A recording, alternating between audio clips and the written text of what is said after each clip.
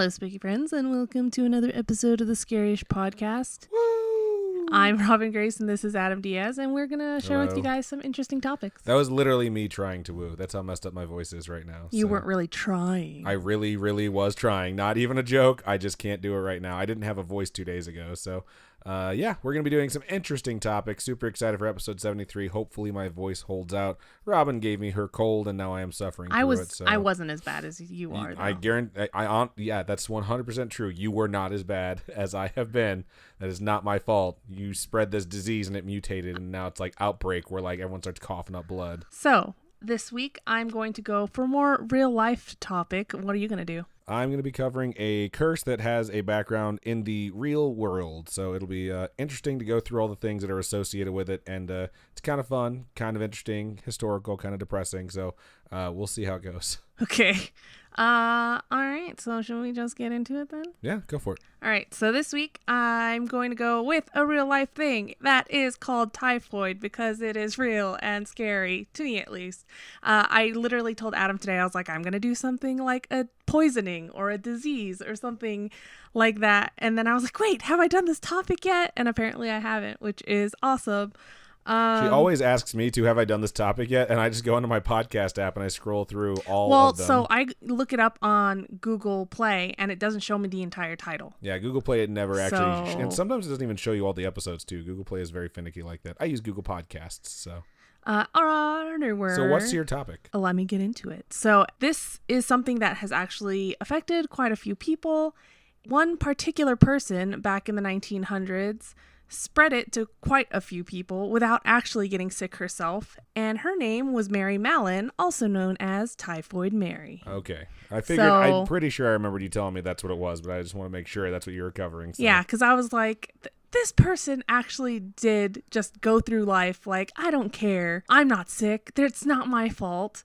And she just kept getting people sick everywhere she went. But she was like, no, not me. I've heard of Typhoid Mary, but I've never heard her story before. Every time I hear Typhoid Mary, I associate it with that song Proud Mary by CCR. Oh my God. Imagine singing that song and trying to fit Typhoid Mary into it. I'd like do a movie about Typhoid Mary, but there'd be a montage where she's like rolling on the river and she's just going through all these different places getting people sick. So because she left a good job in the city because she's working for the man every night and day. Does that take place? Wow. Is there something like that? She does work in the city. Well, there you go. I figured it out. We have figured out where that song came from. All right. I will let you keep going. I feel like when you're literally nicknamed Typhoid Mary, you're going to be remembered for a pretty long time. And before we actually get into how she became legendary, we'll get into what typhoid or typhoid fever actually is. And typhoid fever is also just known as typhoid, and it's a bacterial infection that is caused by a type of salmonella. That's it. It's caused by some form of salmonella. That's super interesting. I had no idea that it was that easy to get. Yeah, I was just like, what? Symptoms of untreated typhoid fever kind of come in 4 different stages. So, and let me remind you, I'm not a medical professional. I'm not a scientist. This is literally what I got from the internet. And so you can trust every word of it. You can trust every word of it. So stage 1 is the fever part. So your body temperature rises, you get tired, you get headaches, you start coughing, and a quarter of people that are affected by typhoid get bloody noses and abdominal pain. Blood tests are positive for salmonella. Stage 2 is when you get the super fever. So you get a fever upwards of 104 degrees Fahrenheit. Or 40 degrees Celsius. When does your brain start to have damage from the heat? Is it 106? I don't remember. I have no idea. I know once you get up to a certain point, you start to get brain damage or something like that. Right. Someone once told me, like, I had a fever and it was 112 degrees. You'd be dead. And I was like, you would be dead. They're like, no, like the doctors were shocked. I was like, no, the doctors didn't exist because you're full of shit. So at that point, your body is damaged to the point where you're too tired to even get up. So you're just exhausted, your body hurts, you're miserable, you may become delirious and agitated, red speckles start appearing on your chest and abdomen, your lungs start creating a rattling sound when you breathe. This sounds like you're turning into a ginger a little bit if you're getting red speckles everywhere. Oh my gosh. Is this the condition known as gingivitis? Oh my God, you're so... Oh, I hate you. Your abdomen becomes distended and painful in the lower right area. Also, you can't leave out the diarrhea you're going to get. Sounds so much fun. Oh my God. So fun. So yummy. As you're saying these things, I'm like listing my symptoms in my head where I'm like, no, I'm not quite there yet. Yep, that one's there. Nope. Okay, good. I'm all right. And your spleen and liver get enlarged and tender. Then stage 3 begins, and these all take place in a week. So stage 1's a week, stage 2's generally a week, stage 3's generally a week. And in stage 3, then begin the complications, the more serious effects of typhoid. So you could possibly get some intestinal hemorrhaging, which is usually not so fatal, and then the intestinal perforations, which can frequently be fatal because of the septicemia, which is when like the bacteria and stuff get into your bloodstream. I was going to say hemorrhaging sounded really bad. Perforating, I'm pretty sure, is awful. I've seen a couple of medical shows where something like, usually it's like what do you call that when you get like a lot of stress and now you have bleeding in your stomach or whatever? Ulcers? An ulcer. When you get like an ulcer that perforates, then you're like going to start vomiting blood. Gross. Yeah. So yeah, perforation never sounds good, but like, let's be real. The other one didn't sound good either. So. Yeah. And then encephalitis, which is inflammation of the brain. So that's not fun either. And then you could get respiratory diseases like pneumonia. So that sucks. And then there are the other types of neuropsychiatric symptoms, or you get abscesses, or you suffer from dehydration. You pretty much just get horribly, horribly, horribly sick. In all the horrible ways. Yes. And then the fever usually starts going away after the 3rd week, but you're dealing with 3 weeks of horrible illness. And then if left untreated, it could kill 1 in 5 people. So that's a lot of people. That's a pretty high death rate. But back in the 1900s, it killed 35,000 Americans, but there wasn't a cure. And the first antibiotic wasn't discovered until 1928. So now we have like vaccines and we have antibiotics and we have all these things, better sanitation. So typhoid isn't transmitted by animals. It can only be transmitted by people. So it's people just getting other people sick. That's super interesting. That's also really good because you don't have to worry about like the bubonic plague spreading through like ticks on rats or whatever, or fleas, whatever it was. It spreads through the fecal oral route. And so don't eat ass. Yes, that's literally, oh my God. If you Google typhoid, that's literally what it says on the Wikipedia. It's like, don't stick your tongue in there. I was just like, why? So we have measles coming back in 2019, and if you folks don't shape up in 2020, we're gonna have typhoid outbreaks while you're all bragging on your social medias about how much you eat ass. Just don't eat ass. Hashtag don't eat ass. Oh my God. Okay, so it only gets transferred through that route, and it's only by people that are currently infected or those that are asymptomatic carriers, which are people that are actually infected but are healthy. So they don't show any symptoms. They just walk around with this infection living in them. And by the whole fecal oral thing, obviously, butts don't, and poop and stuff like that, just try not to get poop particles in your mouth. That's it.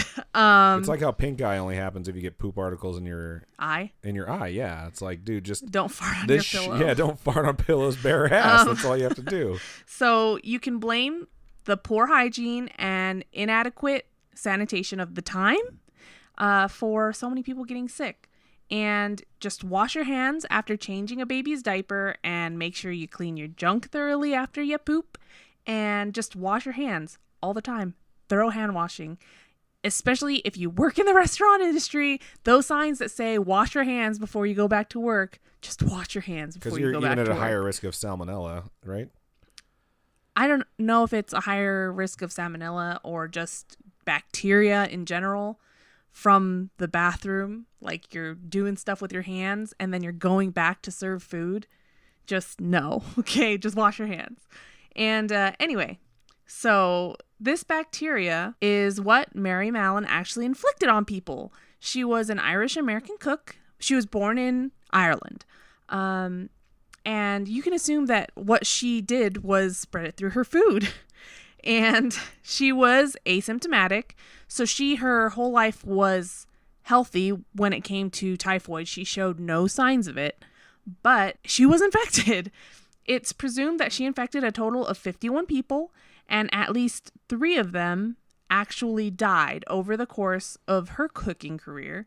And so she was born in 1869 in Cookstown County, Tyrone, in northern. She's born in Cookstown and she was a cook. That's awesome. In Northern Ireland, and she emigrated to the United States in 1883 or 84, and she lived with her aunt and uncle for a while until they died, I think, shortly after. And she found that cooking for affluent families was her career. Like, she was good at cooking. She was going to do that. And during the years between 1900 and 1907, she was a cook for 7 different families. And in 1900, she worked for a family in Mamaroneck, New York. Spell it. Mamaroneck. I think it's Mamaroneck. That sounds good. Those that live in New York are probably like, cringe. But yeah, so within 2 weeks of her working there, the family developed typhoid fever. In 1901, she went on to work in Manhattan, and there the family developed fevers and diarrhea, and the laundress even died, which is the person that does the laundry. And then Mary went to work for a lawyer where 7 of 8 people in the home got sick. She left soon after that, and then in 1906, she went to Oyster Bay, Long Island, where within 2 weeks of being there, 6 of 11 family members landed in the hospital with typhoid. What I don't get, and I understand if you're not showing symptoms, you're like, it's not me, is if you keep going from place to place and everyone keeps getting sick around you, how you can keep living in denial that this is your fault. And why would you jump from place to place to place if you didn't think it was you? Yeah, you're obviously afraid you're going to be blamed for it. So you're just like, I'll just move on and poison the next family. Yeah. Unless she was like into that. That's very possible. It's that a could be plausible possible thing. That she was like, but I want to get people sick. But who knows? She worked for a New York banker named Charles Henry Warren, and when the Warrens rented a house for the summer in 1906, Mary came along with them. And between August 27th and September 3rd, 6 of those 11 people got sick. And doctors that practice in the area noted that typhoid was an uncommon and unusual occurrence in Oyster Bay. It just didn't happen. And she moved on to 3 more homes where the same thing happened over and over. So she's just a big hot mess and just didn't care and just moved everywhere, getting everyone sick. She's just spreading it everywhere, and it's just so, I don't know, like, I would be super pissed if I had her as my cook and then everyone in my family started getting sick, and then I found out that she had done this multiple times before. Yeah. I'd be like, are you effing kidding me right now? In 1906, one of the families hired a researcher named George Soper. I hope that's how you say his name. But they hired him to see what the heck was going on with all the illnesses. In a paper he published on June 15th, 1907, in the Journal of the American Medical Association, so like a legit journal. I mean, it seems like a legit journal. I don't know. I didn't actually click on the link and see if it was like the name of the American Medical Journal. It sounds legit, but it could be like one of those websites where it's like AmericanFreedomEagle.net. But this is in the 1900s. I don't think they had the internet. Yeah, but they have bullshit publications running around there, I'm sure. Anyway, in this paper that was published, he cited Mary to be the potential source of all the typhoid outbreaks. And, quote, it was found that the family changed cooks on August 4th. This was about 3 weeks before the typhoid epidemic broke out. The new cook, Malin, remained in the family only a short time and left about 3 weeks after the outbreak occurred. Malin was described as an Irish woman about 40 years of age, tall, heavy, single. She seemed to be in perfect health, end quote. So, how could such a looker be single? It's just crazy. Oh, wait, because she kills everyone that's around her. But she only sticks around in an area for a few weeks and then moves on. So it's already suspicious. How did they not link it before? You know, it's crazy. And Soper was unable to locate Mary because of her nomadic nature after each outbreak. She would just move and move and move. And back then there wasn't internet. You couldn't trace someone's calls. You couldn't just pinpoint them using technology. So it was just a nightmare for them to try and find this one person. And he had to put it all together by how she looked. So he would he had a name, he had what she looked like, and he had to link all those things to different outbreaks maybe and try to find her that way. And lucky for him, he came across an active outbreak in a penthouse on Park Avenue in New York, where he discovered Mary to be the hired cook. 2 servants were hospitalized, and the daughter of the family had died of typhoid. Wow. When Soper came to confront Mary about it, she was adamant that it wasn't her fault, and she refused and rejected any request for any type of urine samples or stool samples. And without the samples, Soper was forced to just compile a 5-year history of Mary's employment, so all her different places that she worked at. Out of 8 families that she worked for, 7 claimed to have fallen victim to bouts of typhoid. So one of them had that really healthy immune system. Yeah. Or they just weren't eating her fucking right? food. They're like, I don't think it doesn't look good, Mary. Move along. Not your best work, Mary. Not your best work. It's a terrible bake. Oh my gosh, I love that show.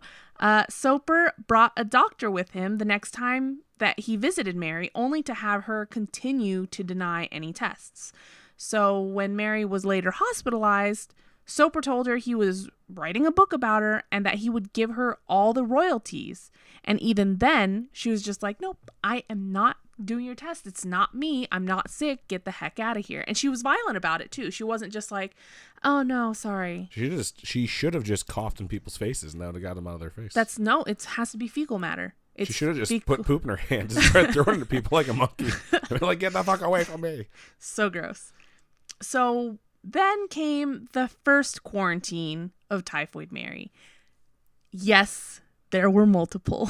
So, I mean... Does she break out like it's an Ocean's 11 heist of her breaking out so she can infect more people? So, she was quarantined 2 times. The first one was from 1907 to 1910.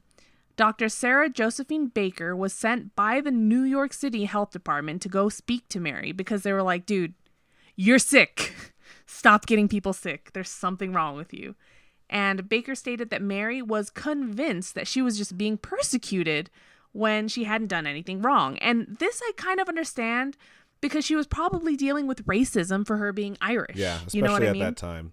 I'm going to take a break really fast as I'm trying to not sneeze or cough or hack up mucus. And I'd just like to point out the irony of the fact that last week you were kind of sick with some symptoms, but not really, almost like you weren't sick. And then, I don't know, one of the people close to you is like fucking dying right now. And you're just being mean to me about it. You're like, it's not my fault. I didn't get you sick. I wasn't that sick. Well, your entire office is sick. You're Typhoid Mary. That's what I'm saying, is you are Typhoid Mary. Your entire office is sick. Of this podcast. I need to go somewhere where I can be Typhoid Mary. I feel like you don't get better until you get someone else sick. And I bet you that's why she never got typhoid. It's because she just kept getting other people sick. Maybe. I don't think it works that way. It doesn't, and I'm not saying to go do that to people. That's just how it's always worked for me. If I have a fever, if I have a flu or cold, as soon as someone else starts to catch it, I start to feel better. And it's not because I'm like, yeah, take that. It's just the timing of it. So, yeah, I totally understand that she's probably dealing with a lot of racism, and people are constantly treating her like crap, and she's just trying to deal with it. And then the government's coming after her like, hey, you need to deal with this. And she's just like, you're only coming at me because I'm Irish or something, you know? But if everyone around you is getting sick and it's happening at every single place that you work and you're the only common factor, you have to realize it's you. She had to at least suspect it. Like, I can understand maintaining that facade in public to defend yourself, but like a part of her had to know. I don't know what noise my mouth just made. It was weird. It was my body gasping for breath through this swollen throat of mine. But she had to have realized deep down, like, she was connected to it somehow, you know? I don't know. I think she was just being stubborn and not wanting to admit that she was the one doing it because she was absolutely healthy and they weren't. Eventually, Baker brought police with her, the Dr. Sarah Josephine Baker. She eventually brought police with her to take Mary into custody at her job. They literally went to her job like, you are doing this to people, you're coming with us. They put her into custody. The police took her, put her into custody, and were just like, we're putting you in isolation. You can't keep doing this.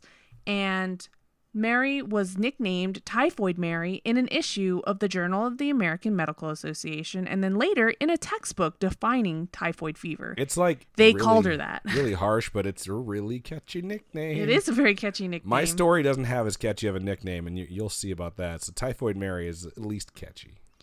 Mary literally admitted to not washing her hands. What the fuck? She admitted to not washing her hands like a freaking sicko. She admitted that she didn't understand the purpose of washing hands because she didn't pose a risk. She didn't think that she was a carrier because she wasn't sick, and so she didn't need to wash her hands. It's so gross. That's disgusting. While in prison, she had no choice but to give a stool and urine sample, and what do they find? That she's a carrier. And authorities recommended she get her gallbladder removed, believing that that was the origin of the bacteria. Her stomach devil? Her stomach devil. She obviously refused because she just didn't believe that there was anything wrong with her. She was like, I'm healthy. Why would I want to go through surgery to do that? There's nothing wrong with me. She also refused to quit cooking. She's just like, I'm not going to quit. There's no way. There's nothing wrong with me. I'm going to keep doing it. It's like if you go blind and you're like, but I'm still going to drive everywhere. I just enjoy it too much. As a known carrier, Mary was held in isolation for 3 years at a clinic in North Brother Island. And eventually, the New York State Commissioner of Health, Eugene H. Porter, decided that disease carriers shouldn't be kept in isolation any longer. So Mary was allowed to be free as long as she agreed to stop cooking as a career and to take safety precautions to prevent the further transmission of typhoid. So it was basically like, stop cooking and wash your hands, please. Yes. For the love of God. Just do that. Just make sure you don't get anyone else sick. Stop cooking. And on February 19th, 1910, she agreed to change. She agreed, like, I'll stop cooking. I'll change my ways. I'll make sure I keep clean. She was then released and returned to mainland New York. And when she got out, she was given a job as a laundress away from food. To her credit, she did try to make it work as a laundress for a few years, but it paid a lot less than cooking did and just wasn't as successful. She just couldn't keep doing it. It wasn't paying her enough. She should have told them, like, why don't you guys pay me a supplemental income and I'll stop infecting everyone? I don't know. Maybe they're not smart enough. I'll cut you a deal. You give me some money, I'll stop killing everyone. How about that? But she only killed a few people. She didn't kill everyone. Only a few. No big deal. Everyone else just got horribly sick with all those symptoms you mentioned earlier. Eventually, she changed her name to Mary Brown and went right back to cooking. Mary Brown because of the poop? Maybe. All on her fingers. So she went right back to cooking. She worked in a few different kitchens, and no matter where she worked, there were outbreaks of typhoid. She changed locations constantly and made it almost impossible for Soper to find her. In 1915, Mary caused another major outbreak. Ironically, or is it ironic? I don't know if it's ironic, but it was in a hospital. So she was at Sloan Hospital for Women in New York City and infected 25 people and killed 2 people. Wow. Her death count is just rising. She also left the hospital only to be found and arrested by the police when she was bringing food to her friend on Long Island. And I'm just like... She's bringing food to the friend. I was just like, talk about dodging that bullet. Because right? The police tackled her on the way to deliver these brownies with extra fudge. I just wouldn't want to eat that food. It'd be so gross. What if her food? That's like the no thing, matter though. how delicious it is. What if her food was the greatest food ever? Like Gordon Ramsay himself would shit himself. He would give himself typhoid to eat Typhoid Mary's cooking. Ugh, I just can't imagine it being that good that you're just like, I'll get sick, no problem. I'll maybe die for this. She was again taken to quarantine on March 27th, 1915, and she still refused to get her gallbladder removed. This time, she was forced to stay in quarantine for the rest of her life. And because it's probably a good decision this time. Because of how extensive her antics got, she became quite the spectacle. Different individuals from the media came to interview her and were told not to accept any type of food or drink from her, even water.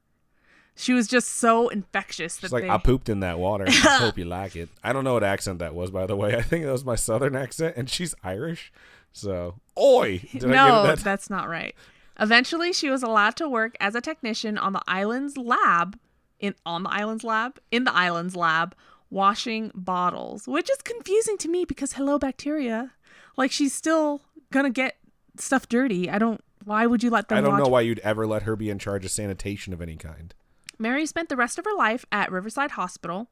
In 1932, she became paralyzed by a stroke, and on November 11th, 1938, she died of pneumonia at the age of 69. Aw. And during the autopsy... I don't know why I said aw. During the autopsy, what do you think they found? Typhoid? All up in her gallbladder? Yes! Yeah, they found typhoid all up in her gallbladder.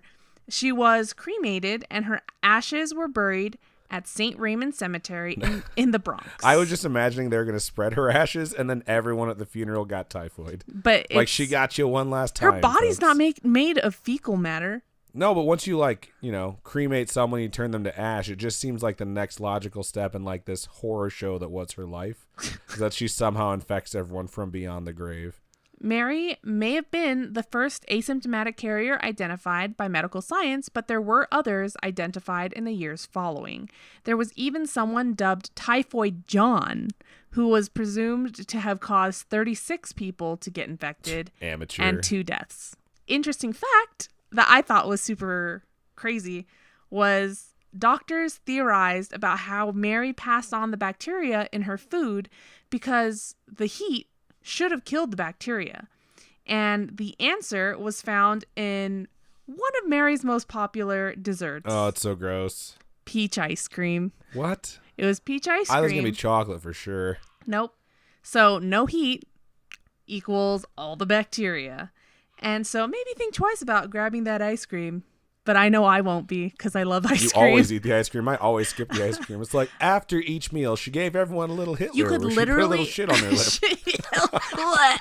You could literally get typhoid from eating an apple that she placed in the fruit bowl. Wow. Because her hands are covered in shit. She's so gross, dude.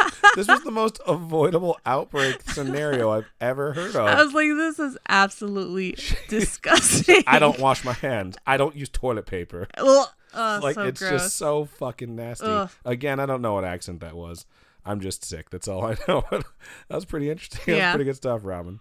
Way to go. That's not just scary-ish. That's like gross-ish. That's just that's so super gross. Freaking nasty. But interesting stuff. Thanks. So this week, as I've mentioned, and as I'm sure you can tell, I have been sick. And as such, I haven't really contemplated what I would cover this week, as I've mainly been concentrating on not going into the light. But shout out to our friends at the JJ Obsession. They came out for Level Up Expo. They did a table with Robin, which was super cool. They really took care of us while they stayed here. Yeah. And they cooked for us, which was amazing. They're really, really good. So good. At cooking, and it was all good stuff. And they made me this amazing honey lemon water, and it was phenomenal. It made me feel better. And another shout out to Robin for rolling her eyes every time I coughed and reminded me that I'm a little bitch. So I appreciate that. It keeps me strong. You're welcome. And after a fun day of work today, I came home really running on empty, so I sat down at my computer and I just blacked out. And when I came to, this was what was on the screen, so let's hope it's decent. Not really. I actually found this and I was like, this sounds interesting. I did some research. I was like, I recognize a bunch of this, and then it also tied into some fun stuff. And it's like interesting trivia that might be sad depending on how you take it. And also some of the details are very sad. But we're going to get into it. So, without further ado, I'm going to cover Tecumseh's curse. And it's actually also known as the Curse of Tippecanoe. And I put this as the last line of my script, but I went to a camp in 3rd grade that was called Camp Tecumseh. It might have actually been 4th grade. Did you tip the canoe? No, it's different things. Tecumseh is a person, Tippecanoe is a place. So Camp Tecumseh was a place that we all went to. It was very, very fun. So I was like, I've heard of a lot of these things, but I've never heard of this curse. So let's get into it. Some of you may have heard of this. And this is something that's vaguely familiar to me, like I said, because a lot of this takes place in good old Indiana in the U.S. motherfucking A. And I apologize for my vulgarities, but that's just how it's pronounced. Anyways, there were these folks who lived there originally called Native Americans. And these new folks showed up, and they were called Wasatch, which basically means white folk. And as a side note, that is one of the terms for the quote-unquote settlers that some Native American tribes used. And I'm not sure if it's offensive. I looked it up to try and see if it was like an offensive term, and Google basically didn't warn me. It said it was good to go. So if it is, oh well. Anyways, these settlers showed up, and the Native Americans were like, why are you guys called settlers? Like, these lands are already settled. Like, we're kind of already here. We've been here for a long time. Like, since giant birds were eating lightning and crapping thunder, they existed. Trust us. Eating lightning and crapping thunder. Shout out to the Thunderbird episode. Which is funny because it rained and thundered today. It did, indeed. We had weather in Nevada, which was crazy. So the settlers responded like, no reason, but hey, while we're talking about these lands, can we have them? And now to make a very sad and very long story short, this didn't work out very well for the Native Americans. When they said no, there were battles and bloodshed. And when they said yes, they would basically sell, like, in air quotes, their land and just skedaddle. But in cases like these, this is the best way I can explain how this went down. Imagine where you live, whether you have an apartment or a condo or a trash can if you're Oscar the Grouch. And imagine that you have a roommate. And then someone comes to the door, and this person that comes to the door has a bazooka. And it looks like they actually drove to your place in a tank. And they're like, hey, nice land. Can I buy it? And your roommate actually answered the door, not you. And this guy, we'll call him Bazooka Joe because he has a bazooka and I like bubblegum. What? Bazooka Joe? What do those things have to do with each other? Bazookas and bubblegum? Well, first of all, there's a character named Bazooka Joe that was a comic book character, and all of his comic strips were like 3 cells long, and they came with a stick of bubblegum inside them, and it was called Bazooka Joe Gum. What? Yes, you're welcome. I have learned you something else that I wasn't even trying to do today. So let's say he makes this offer. Bazooka Joe makes this offer. Your roommate accepts because you're kind of going to accept or else you're probably going to die. And when you come downstairs, your roommate's like, pack your shit. We got to move. But it turns out he didn't just sell your house. He sold your house and your neighbors and the entire block and the whole subdivision, maybe even the whole county, maybe more. And when everyone else is like, hey, what just happened? A bunch more bazooka folks show up and say, get off our land. And this is basically what took place in the region now known as Indiana and pretty much all the other regions known as the United States of America. And now, while this was happening, there are a lot of Native Americans that were essentially like, yeah, no, like my family has been here forever and I'm not going anywhere. Like no one talked to me about this. And one such man who felt that way was named Tecumseh. And he was a Shawnee chief / warrior. Shawnee is a tribe of Native Americans from the region where I grew up. So Tecumseh gathered up around 400 folks, and he went to Vincennes, Indiana, which is a place just south of where I grew up. And he went down there to go talk to the guy who was in charge of this acquisition of land, so to speak. And this was a gentleman by the name of William Henry Harrison. So there's this territory that had just got made called Indiana, and he was made the governor of it. So this is basically the governor of Indiana. And he has these 401 Shawnee warriors coming down to talk to him because it's Tecumseh plus 400. Okay. So 401 are coming down to talk to him in like Vincennes, which was the capital of Indiana at the time. It's not anymore. Indianapolis is, for those of you who don't know. And this may be spoiler territory because William Henry Harrison is a name that some of you may recognize, but we will get there. Basically, Tecumseh and his bros showed up and they were in war paint and they were pissed. And he sat down with some settlers and explained how effed up this whole thing was. And they were like, but we have this receipt. We already bought this. Can we talk to your manager? And Tecumseh was like, I am the manager. What's up now? And so started what would be known as Tecumseh's War. And this is a very real thing. And Tecumseh's War took place from August of 1810 to October 5th of 1813. That would have been much longer. So this is about 4 years of fighting. And as a side note, all those arrowheads in my yard where I grew up make a lot more sense now. Oh, okay. And I'll post a picture of the border between the Native American territory and the quote-unquote United States as it was becoming known, because there's a treaty line, and just north of that is Canada. And if you look at it, anyone who's from the region I'm from, whether it's Illinois, Ohio, Indiana, Detroit, it's really trippy to see these border lines being drawn like this.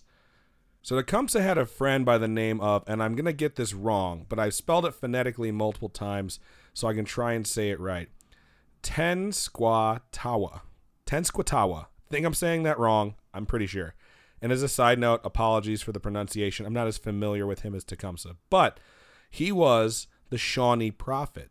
So he was the guy in charge of telling them like basically what they should do and what's going to happen and being in touch with the spirits. And he was Tecumseh's younger brother. Like, this is straight up his younger brother. All right. And these brothers were side by side in this war. And one particular battle that probably everyone who grew up in Indiana has heard of was the Battle of Tippecanoe. And it's just a weird name, so I think it's one of those things that you remember. And as a side note, you might hear that name and you must be like, oh, the Battle of Tippecanoe must have taken place at Tippecanoe, right? Well, kind of. Tippecanoe is a township. It's not a city or a town. The town that resides on this old battleground is called, and I shit you not, Battleground, Indiana. That's the name of the town. Is Did Battleground. they name it after that fact? They named it after the fact that it was a battleground. Like, Hoosiers are not the best at naming shit. So, anyways, the battle goes down and the Shawnee tribe is defeated. They just didn't have the technology. Like, the soldiers on the settlers side had guns, and most of the Native Americans had bow and arrows and whatever else they were able to manage to use. But they fought for 4 years. But Battle of Tippecanoe goes down. They don't win. And it's the end of 1811. This isn't the end of the war, but this is kind of the beginning of the end of the war because they're thoroughly defeated. And William Henry Harrison, who is the governor of Indiana, who's in charge of the fighting on the settlers' side, it gets famous a little bit for winning this battle, and he gets a nickname. Would you care to guess what his nickname would be for winning this? What is it? It is Old Tippecanoe.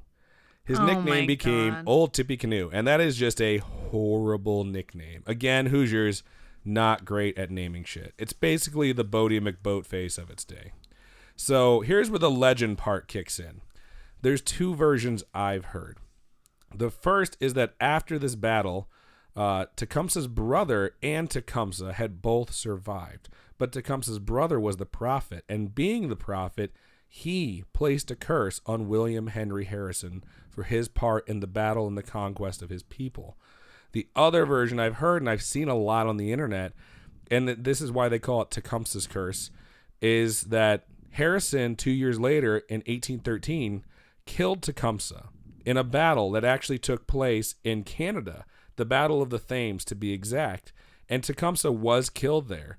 But this is kind of bullshit because there's a guy who very famously took credit for killing Tecumseh, and it was not William Henry Harrison. So some people have this story online of what Tecumseh said when he died, which was just this very rousing thing where it's like, don't let him take our land and our culture and destroy everything we built. Mm-hmm. And that was supposedly what the curse was based off of. But the real story that I grew up hearing, at least, and the story that I found less on the internet, was the reason why it's called the curse of Tippecanoe instead of Tecumseh's curse is because it happened after the Battle of Tippecanoe.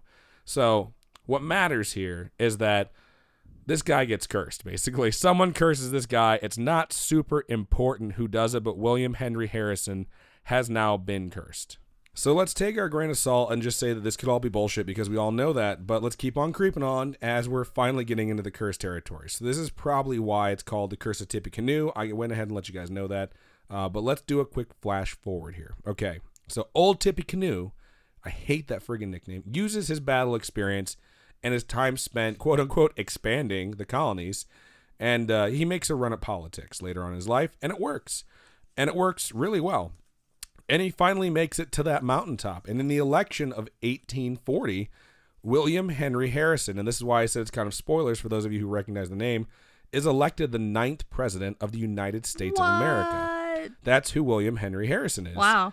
And he officially takes place. This is how elections work. There's the election year, and then the next year after that, you will take office. So between the time you're elected and the time you take office, you're president-elect. Because you're not sitting, you're just waiting to take over. All right. So he officially takes over on March 4th, 1841.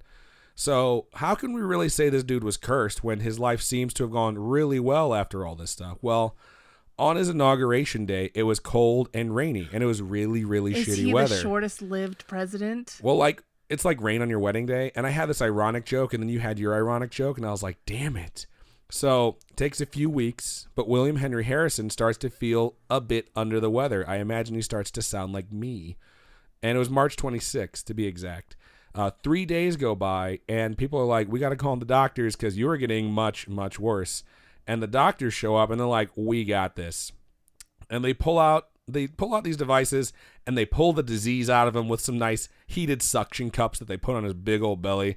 And as a side note, that is the actual treatment the President of the United States received to cure him was they put heated suction cups to suck the disease out on his stomach. Like the whole idea behind that is it's supposed to pull the toxins out of like your blood. Bloodletting or whatever. Yeah. It's just so silly. But 9 days after becoming ill, when William Henry Harrison turned into knee leg. was dead. Like straight up, he was dead. His time in office, March 4th till April 4th.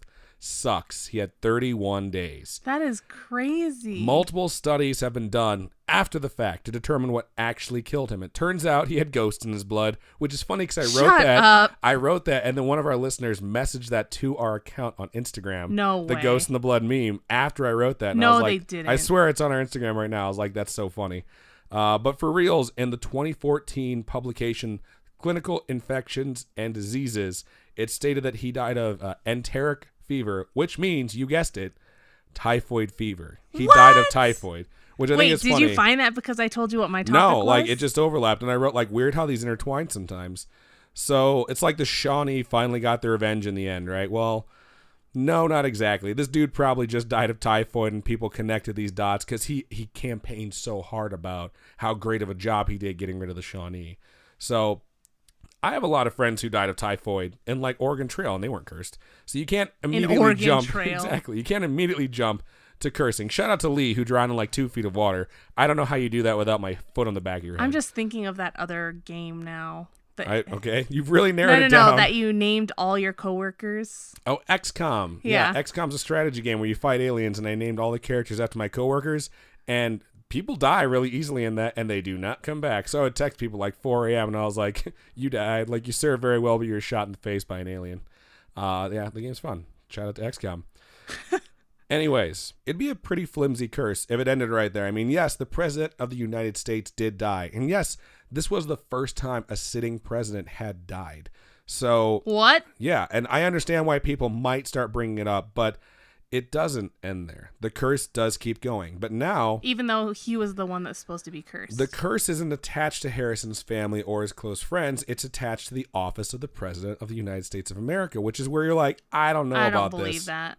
But it probably just doesn't exist. But we're going to examine it. So 20 years later, another election comes around. Typhoid? Election typhoid? What are you talking about? Do they die of typhoid? No, let me just keep going. Okay. So another election comes around. They're every 4 years. So obviously if you do 5 of them, you're going to be 20 years. So every 20 years is going to be an election. So remember the 20-year mark. And for those of you who are math whizzes out there, you're like, duh, Adam. But anyways, 1860. All the good things are happening in the country at 1860. Nothing bad at all. The election results come back in favor of a man named Abraham Lincoln. And now I could go nuts deep in details on what happened to Abraham Lincoln, but I think we've all heard of him. Well, bad things happen to the president. It happens. Well, we're going to get into this, okay? So just strap in. Take off your skeptic hat and just let me like put some like stuff into your brain here, and then you can like marinate in it for a little while. So we have Abraham Lincoln, and we've talked about him at least twice, maybe even more. But in the final year of his term, Abraham Lincoln is assassinated. And Harrison had been the first president to die in office. Abraham Lincoln becomes the first president to be assassinated in office. So, and this is going to get a little bit eerie. So fast forward 20 more years. It's 1880. Modern medicine's greatest feat. Exactly, like 20 years? Yes, 1880 Holy is 20 crap. years later. We're fast forwarding 20 years. Modern medicine's greatest feat, the stomach devil removal surgery. We overlapped so much in this goddamn thing. I got so annoyed. Shocker, there's another election in 1880. This time, James A. Garfield is elected. Again, not to get too bogged down in the details because I'm going to bog down a little bit later, but some shit went down for Garfield as well. Shouldn't have been eating all that lasagna, you silly, adorable orange cat. So, Garfield took office. I'm pretty sure it's named after him. Garfield took office on March 4th, 1881. Again, the president-elect thing. So what I find fascinating is that after Lincoln's assassination, and this is 100% true, people, politicians, and presidents all thought the concept of assassination of the president to be a fluke because of the Civil War. And there weren't really even guards for the president at this time. Like, the president's itinerary was being printed in the newspaper so people could meet him. And on July 2nd, 1881, President Garfield was in Baltimore. He was standing around chatting with a pal, probably named Odie. Just kidding. Side note, the guy's name was actually James Blaine. don't think he's related to David Blaine. I was going to say. I knew you were. That's why I wrote it. So they were at the 6th Street station of Baltimore and Potomac Railroad. For those of you from Baltimore, you probably know where that is. A guy named Charles J. Guiteau. I don't know if I'm saying his last name right. I don't really care. He walked up behind President Garfield and pulled out a gun. It was 9:30 a.m. He shot him twice, once in the back, once in the arm. The arm one was not that bad. The back one shattered one of his ribs and embedded itself into his abdomen. Again, it's 1880. Jeebus. Do you remember that story about how Abraham Lincoln's son had been saved by John Wilkes Booth's brother? Yeah. How John Wilkes Booth's brother was the famous actor, and he saw the kid get sucked between the train and the platform, and he pulled him out. Right. So that guy's name is Robert Todd Lincoln, son of Abraham Lincoln. His father had just been assassinated previously. Guess who also was on this train platform when Garfield was shot? Todd Lincoln? Robert Todd Lincoln. He was there. Again, train platform. President assassinated. It's super weird that this guy had so much happen, and like it just was all like intertwined with his dad's assassination and his dad's killer, and then he was just president at the time of the next president who would be assassinated. So Garfield didn't die immediately. I mean, this took place in July 2nd.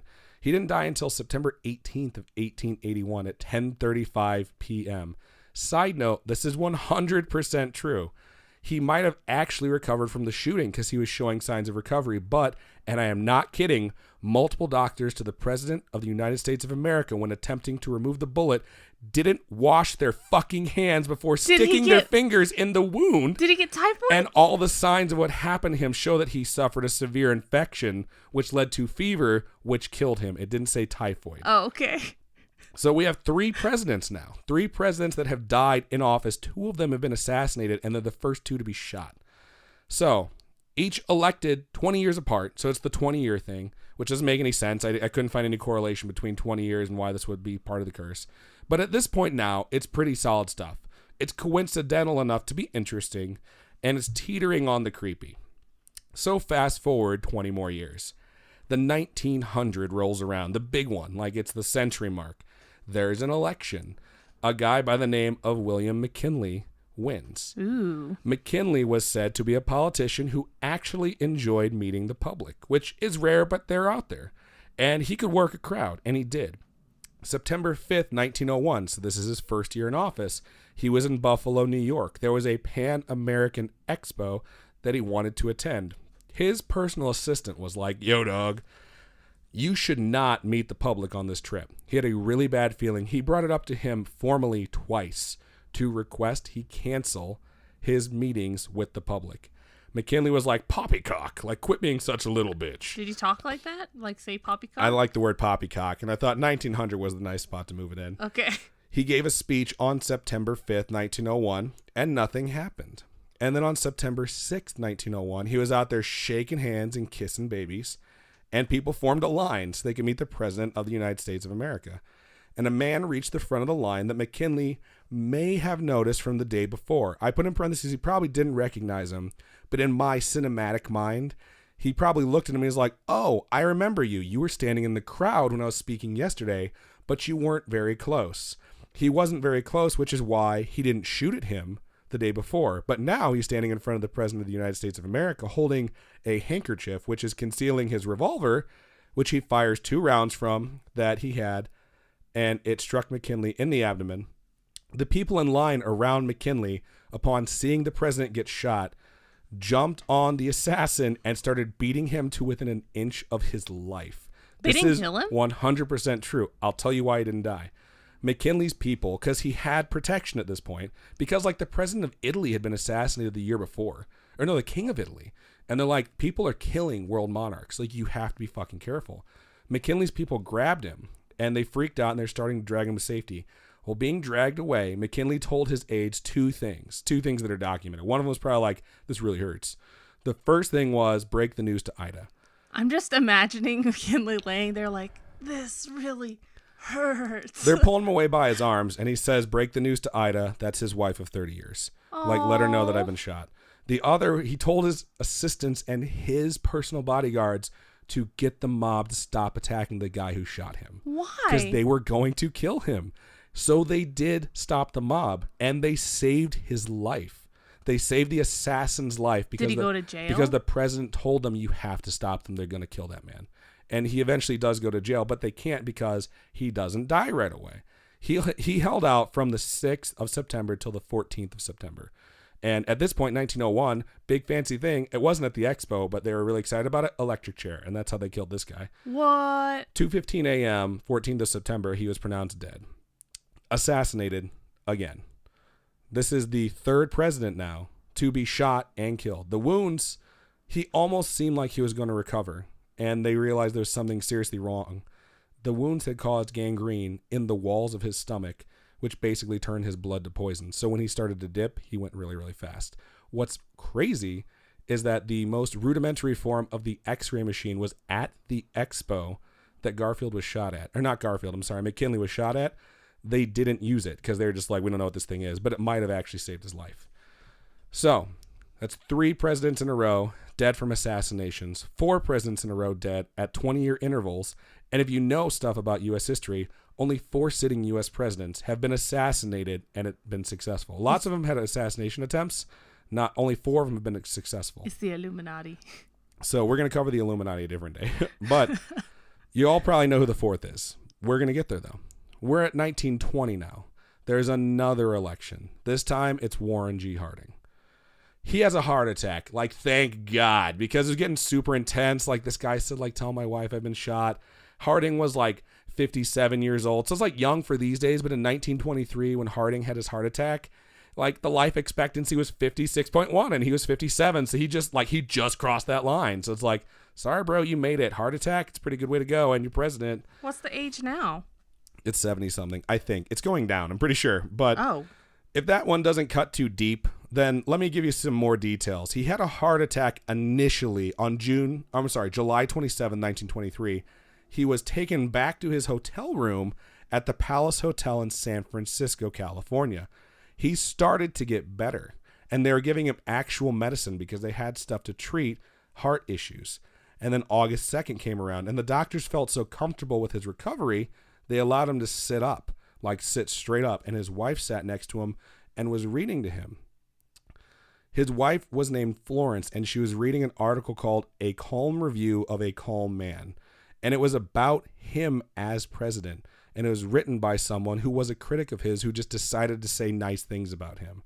And his wife paused reading this article to fluff his pillow for him, to which he replied, quote, "That's good, read some more." And she did. And as soon as she started reading some more, he convulsed and collapsed back on the bed and died from cardiac arrest, which they had no idea what it was. They called it a pulmonary embolism, I think, in his head. And they basically were just like, we don't know, because they didn't understand cardiac arrest that much. And as a side note, for fans of history and presidents, they know about scandals and such surrounding certain presidents. And Harding was certainly one of those, but still, like, dying like that in front of your wife is rough. So that's it, right? That's got to be it. That's 5 presidents every 20 years. It's got to be the end. Nope. Now we're at 1940. 1940, a lot of people know about because World War II was in full swing and election time hits. And the winner, a lot of people already know who I'm going to say. It's FDR, Franklin Delano Roosevelt. He had already won twice. This was his 3rd win, which cannot happen anymore. Yeah, because of him, because he was so cool. He'd win again. He was sitting for those 4 years, and nothing happened to him. I mean, he had polio, but nothing happened to him in those 4 years. Okay. And he won his 4th election. And at first, people were probably like, oh, shit, dog, curse is broken. And I bet you no one even talked about this curse. To which someone was probably like, yeah, but like, he hasn't really left office yet, so doesn't he have to leave office for the curse to be broken? Doesn't that mean he has like 4 more years? And they're like, oh, no. And then the spring of 1945 hits, and Roosevelt went to Warm Springs, Georgia, to the quote-unquote Little White House, to relax because he was going to be appearing. So it's not exactly 20 years.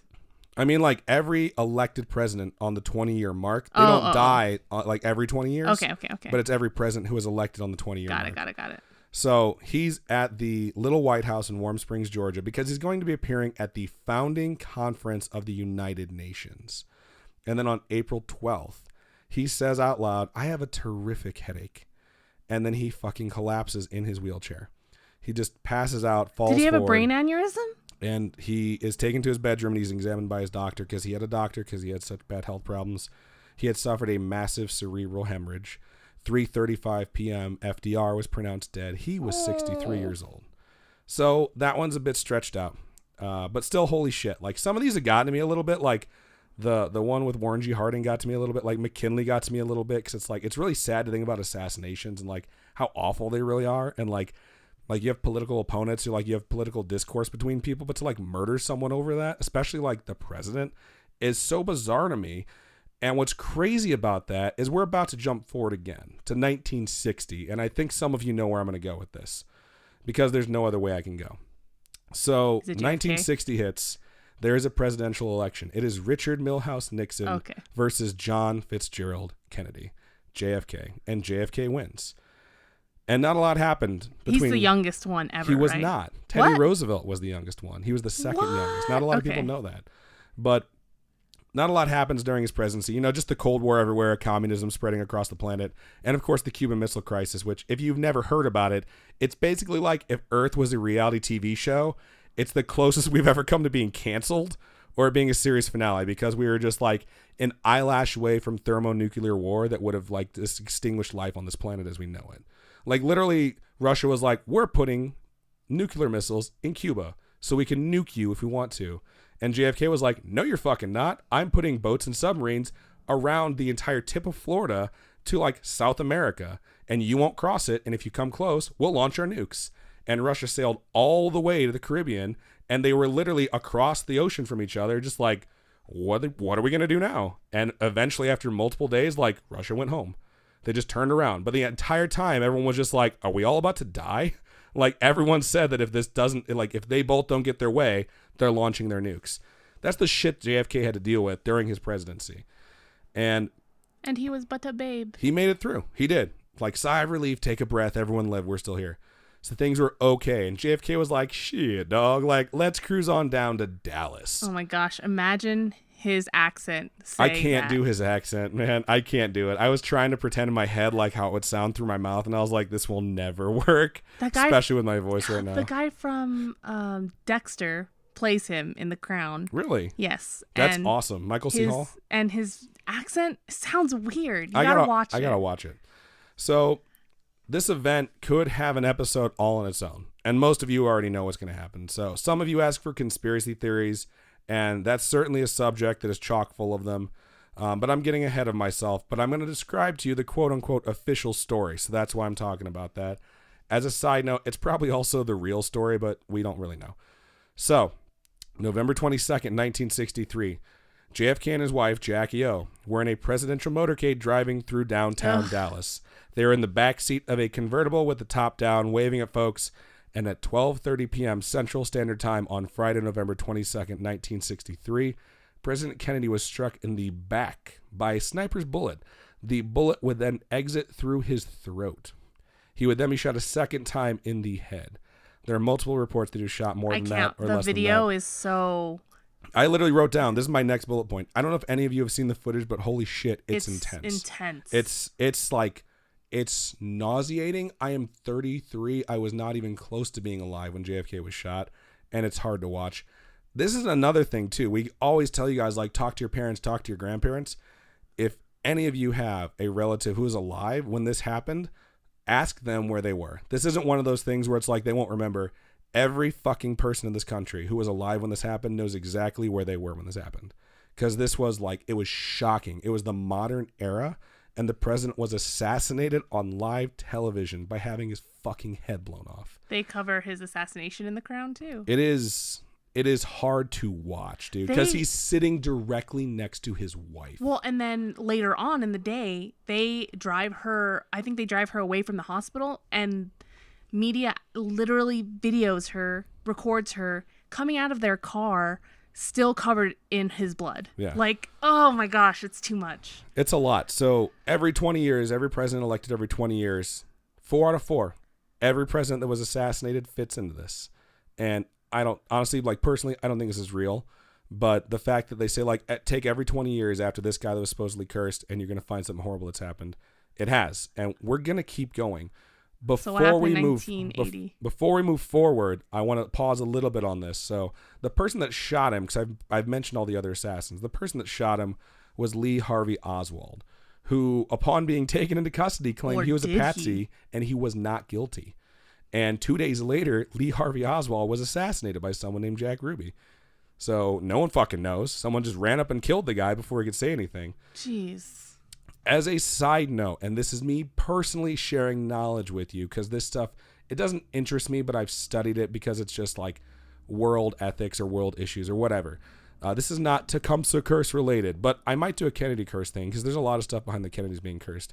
RFK, Bobby, JFK's younger brother, ran for president in 1968. He kind of upset the establishment because it wasn't his turn. People sometimes sort of step in and take the spotlight, and other people have like paid their dues and waited for their turn and stuff like that. Mm-hmm. And so they were pretty pissed. And he won the primary, and he was the Democratic candidate, and he was going to run.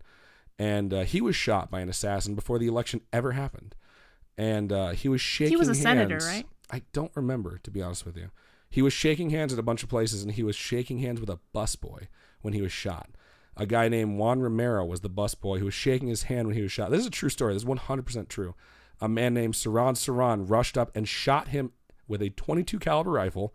All of these assassins, almost all of them used .22 calibers, except for Lee Harvey Oswald. He was shot in the head and twice in the armpit. And his bodyguard and a writer who was by him asking him questions when this happened fucking tackled the shooter, who kept shooting, trying to shoot him more. 5 other people were struck while this was going on.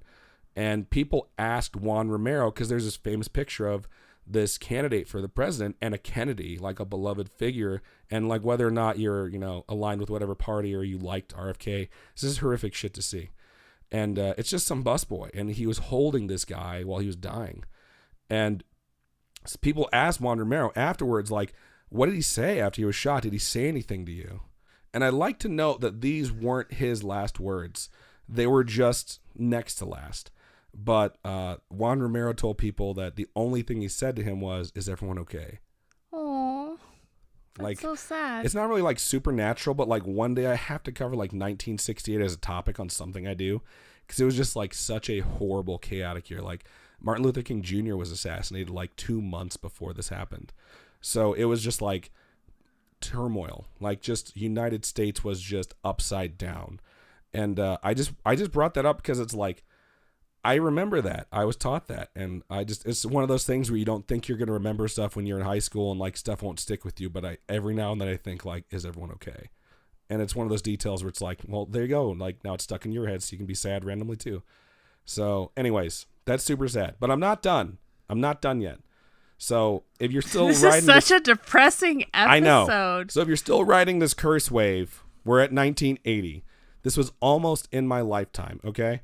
Presidential election winner, Ronald Reagan. And you probably already know what's about to happen because most of you know, 1, every curse needs to be broken, and 2, Ronald Reagan did not die in office. Here's the thing though, and some of you are very young that listen to us, Ronald Reagan was shot, and there was an assassin who attempted to kill him. The Gipper, as they called him, which was his nickname because it was his name in one of his movies because he was an actor. He had just taken office on January 20th, 1981. On March 30th, 1981, about 2 months later, he was leaving the Washington Hilton Hotel after a speaking engagement. You can Google this and watch this too. He was entering his car with his press secretary, James Brady. Washington police officer Thomas Dilhanty, I don't know if I'm saying his name right, I apologize, and Secret Service agent Tim McCarthy were like, yo dog, do you feel bullets? Because someone had decided they were going to try and kill a president. And that person was John Hinckley Jr. And he approached them unseen and pulled a .22 caliber pistol and started shooting. The bullet actually didn't strike the president directly. They heard the gunshots. He dove into the car because the door was open. And people didn't think he was shot initially when they reviewed the footage because they didn't know like if he was hit yet. What had happened is like did it ricochet? When you open a car door, it leaves that empty space like between the frame and the door. Yeah. The bullet hit there, shattered, ricocheted, came back and hit Reagan while he was diving into the car. Wow. So they got in, they took off. And I watched this documentary about this. They thought he was okay and he rolled over. He was wearing a white shirt. When he rolled over, the side of his shirt was red, just wet and red. Wow. And they're like, he got shot. Like, how did he get shot? and it's because of the ricochet. So they rushed him to the hospital, and they operated on him with exploratory surgery. They found the shrapnel and the shards, and they were able to get it out, and they saved his life. And there's all this other stuff that happened with Reagan, but he did not die in office. They did attempt to kill him. And then let's just keep going. I mean, curse is technically broken. 2000. And this is what's funny, too. George Washington University Hospital is where Ronald Reagan was taken. And that's named after someone who seems significant. I can't exactly remember who George Washington president? was. I'm joking, obviously.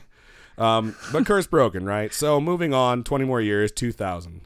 Bush won, kind of. Florida went all Florida on us, and it made it really fucking confusing. But I figured most of you will remember this, but I don't. So on May 10th, 2005, a guy named Vladimir Arturian, I don't know if I'm saying his name right, again, don't care, went to Liberty Square in Georgia, the country, not the state.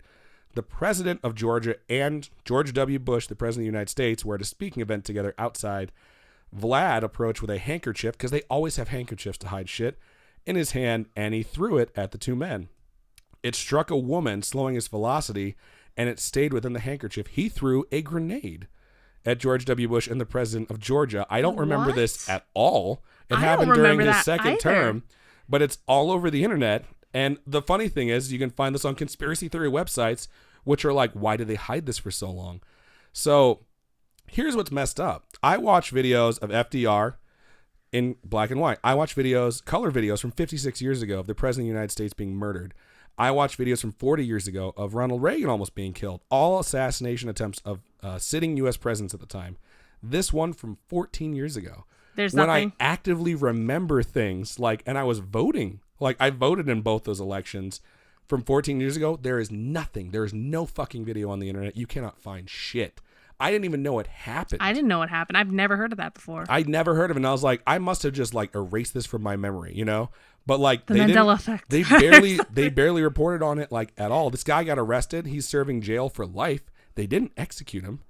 And it's like the grenade didn't go off because like he wrapped it in the handkerchief supposedly. And the initial reporting when it was done in Georgia said that the grenade was a dud.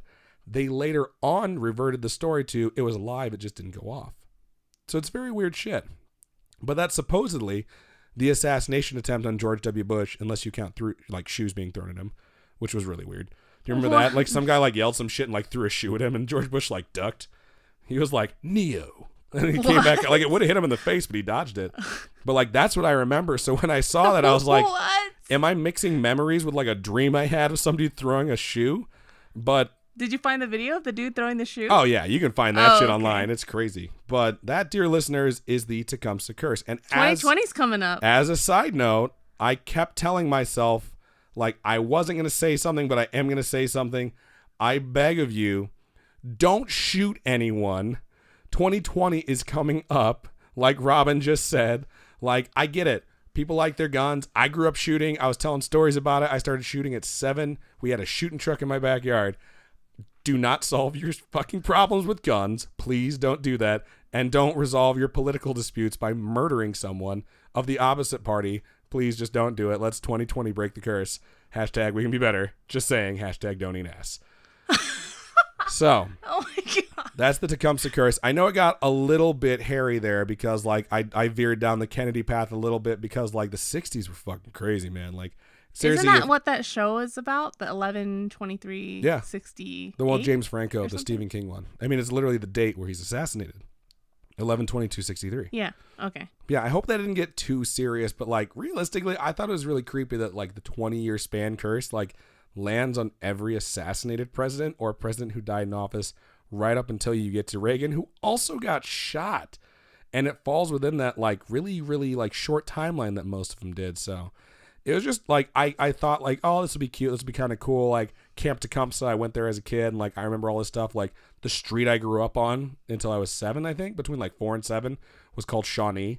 So like, it's just a bunch of stuff from like my childhood. And then it turned out getting like super real when I was going through all the presidents. I was like, holy shit, like this is really intense. Like this is a really sad trip down memory lane. So I hope it didn't depress anyone too much, but I actually wound up finding it really, really interesting. So cool. I hope you folks enjoyed it. This one's for all those history buffs out there. Right? So I think that's just about everything my voice can handle. So, Robin, why don't you do the sign out, and I'm going to pass out now. All right. So, just a reminder that we do have a Patreon, patreon.com/scarishpodcast. If you guys go there, monthly donations, we have a whole bunch of different tiers. It definitely helps us out a lot. We also have coffee, ko-fi.com/scarishpodcast, and that's for one-time donations that help us upgrade our studio setup.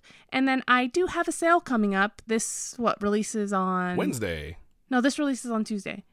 May 1st?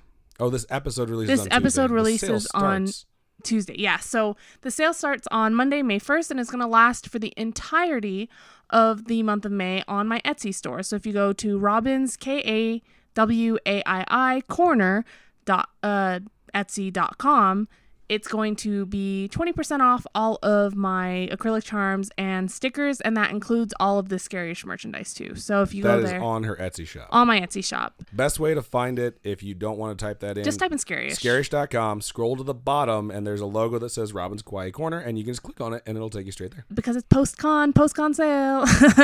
And you guys can follow us on Twitter, Instagram, Facebook. Go to facebook.com/scarishpodcast. We have a Facebook group. It's hilarious. You guys are amazing with all the memes. And we do have Discord and everything. Please just go to our website. We have links to all our social media that we have available. I try to keep up with it as much as possible and post as much as possible. Sometimes I get busy and I forget, but I try to post content and all that fun stuff. But yeah, if you guys go and do that, that'd be great. And keep on creeping on. And we'll talk to you guys later. Bye.